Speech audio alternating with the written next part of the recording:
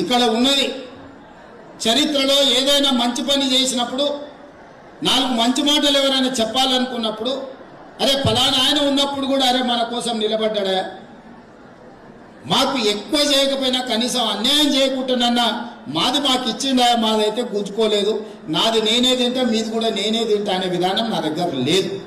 తిన్నోళ్ళని మీరు చూసారు, తిన్నోళ్ళకి సరిగ్గా గుణపాఠం చెప్పారు.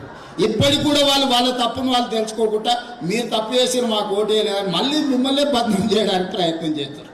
వాళ్ళకు ఒకటే నా సూచన, ప్రజలకు చాలా విజ్డమ్ ఉంది, విచక్షణ ఉంది. ఎప్పుడు ఏ నిర్ణయం తీసుకోవాలో ప్రజలకు తెలుసు.